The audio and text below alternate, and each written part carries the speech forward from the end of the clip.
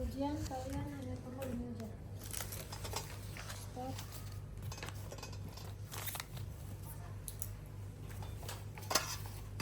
Klaim 1, bengkok, sarung tangan, sama plastik kalau ada. Plastik. Nah ini aja pada saat nanti kalian ujian. Ini nanti handphone steril ya, jadi nanti masuk di box steril.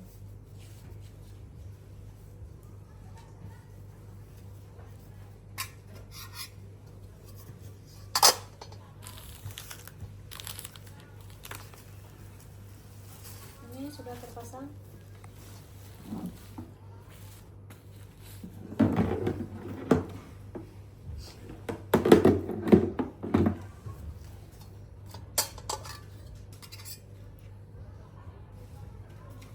Ini karena sudah terpasang plastik dari mulai kala 2.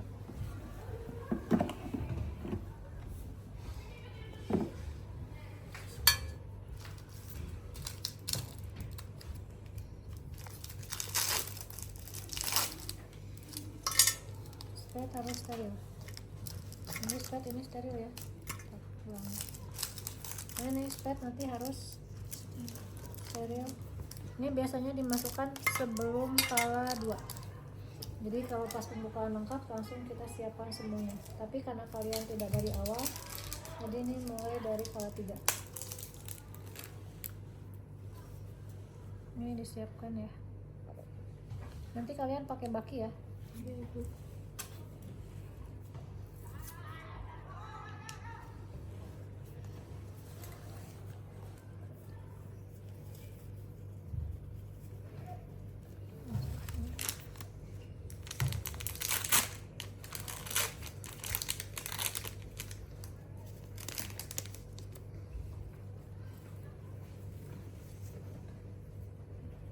Nanti pakai yang gede aja.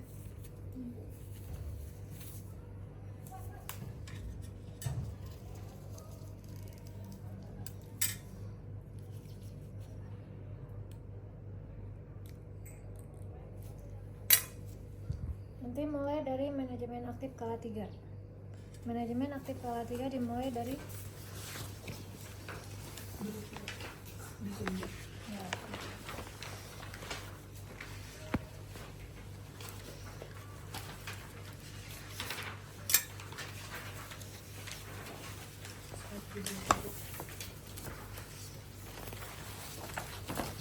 Nanti kalian kasih tahu ke pasiennya bahwa dia akan disuntik.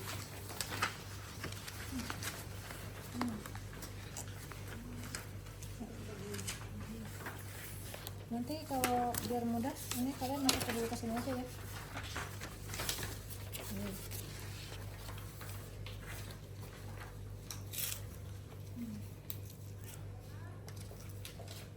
Ini nanti kasih tahu pasiennya kita akan menyuntikkan obat untuk mengeluarkan plasenta.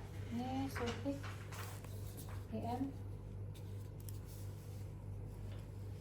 Ini kalau sudah masuk semua baru kalian buang. Ini setelah disuntik oksitosin, kemudian kalian lakukan penegangan tali pusat terkendali. Caranya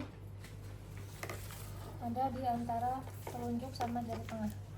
Nih, kemudian tangan yang kiri melakukan dorsokranial ke atas. Ini dilakukan penegangan, bukan ditarik ya, tapi hanya ditegangkan ke atas ke bawah, ke atas ke bawah.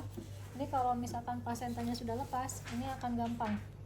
Tapi kalau plasentanya belum lepas, ini pasti berat. Seperti ada yang nahan. Ini kalian lakukan penegangan. Kalau udah kepanjangan, kalian pindahkan klaimnya. Ini lakukan lagi.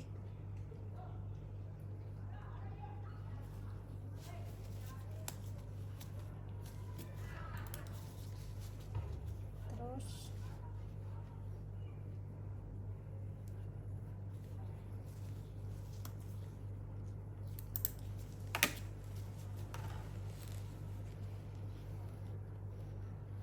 kalau pas tadi sudah kelihatan, ini kan nanti nggak setipis ini ya, tebal, kalian putar. diputar sampai dengan si plasentanya lepas semua. Kalau misalkan di sini nanti kan harusnya aslinya ada apa namanya tuh, selaputnya. Selaputnya kalau misalkan masih ada yang belum keluar, kalian tarik keluar. Tapi jangan dipaksa ditarik, karena kalau dipaksa ditarik nanti malah jadi ketinggalan di dalam. Jadi kalian harus putar. Terus nanti kalian nih kalau sudah lepas, kalian pastikan apakah kotiledonnya ada yang ketinggalan atau tidak. Nanti kalau kotiledonnya ada yang ketinggalan, biasanya di sini nanti ada yang keluar darah. Ini yang keluar darah dari sini sama dengan yang di dalam. Di dalam juga pasti mancernya kayak gitu, karena di sini ada yang ketinggalan. Kemudian kalau ini dipastikan tidak ada, kalian angkat, lihat selaput ketubannya. Tahu apa namanya tuh, saringan yang buat nasi itu lah. Nah itu kayak gitu, tapi nanti bentuknya kantung. Nanti dilihat ada yang ketinggalan atau enggak, ada yang robek atau enggak. Kalau ada yang robek, pasti di dalam ada yang ketinggalan. Kalau memang sudah dipastikan tidak ada, kalian langsung masukkan ke resep. Ini nanti dikasih ke keluarganya. Ini kasih ke keluarga pasiennya.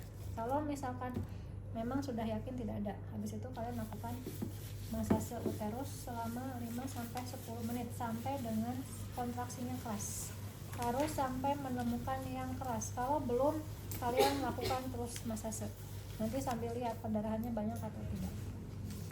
Itu untuk kala 3 sudah selesai. Tapi kalau misalkan tadi pada saat kalian ngecek di sini ternyata ada yang ketinggalan, nah di sini ada yang keluar darah, berarti kalian nanti harus masuk tangan ke dalam untuk membersihkan. Ini kalian tahan uterusnya sambil kalian bersihkan ke dalam sampai benar-benar dinyatakan tidak ada lagi yang ketinggalan. Jadi yang sisa-sisanya udah keluar semua gitu. Kalau memang ada yang ketinggalan, tapi kalau misalkan kalian benar bersih, ya nggak perlu dilakukan eksplorasi. Biasanya nanti beda-beda tiap bidan atau dokter atau perawat yang menolong, biasanya ada khasnya masing-masing. Ada yang meskipun dia sudah yakin tapi dilakukan eksplorasi, ada yang tidak. Ada plus minus sih sebenarnya. Kalau dilakukan eksplorasi berarti meyakinkan bahwa kita tidak ada yang ketinggalan lagi, tapi efek sampingnya biasanya nanti pasiennya nyeri, terus resiko infeksinya tinggi. Kalau misalkan tidak dilakukan, resiko infeksinya lebih rendah, tapi kemungkinan besar ada yang sisa plasenta itu lebih tinggi karena kita belum meyakinkan. Dan biasanya nanti ketinggalan sedikit aja, itu nanti perdarahannya seminggu kemudian atau 10 hari kemudian rasanya datang lagi ke perdarahan hebat. Kalau sudah selesai, kalian nanti tinggal bersihkan aja, masuk ke kala 4. Kecuali kalau misalkan dia ada luka ruptur, ya kita hekting dulu kalau memang ada luka ruptur. Tapi untuk hekting, untuk perawat S1 tidak ada kompetensinya. Jadi kalian hanya melihat atau mendampingi saja, menyiapkan alat-alat, terus nanti harus nyuntik atau apa itu kalian siapkan. Tapi untuk hektingnya langsung itu tidak dijadikan kompetensi. Kalian kompetensinya hanya kala 3 tadi, manajemen waktu kala 3. Itu pun kalau kalian beruntung di rumah sakitnya bisa ada kesempatan untuk melahirkan plasenta. Kalau tidak ada, ya berarti kalian hanya melihat saja gitu ya. Biasanya nanti kalau praktek PBL kalian nggak diwajibkan untuk menolong. Nanti menolong itu ketika profesi, itu pun hanya 1 kali. Jadi itu pun kalau dapat kesempatan, tergantung rumah sakitnya nanti di mana. Biasanya yang dapat kesempatan itu di Al-Ihsan, lebih besar kesempatan untuk nolong partusnya dibandingkan dengan rumah sakit yang lain. Itu untuk kala 3. Jadi memang cuma sebentar untuk kala 3. Yang lama itu kalau dari kala 2. Karena kalau dari kala 2 melahirkan bayi plus melahirkan plasenta, kala 2 3 gitu.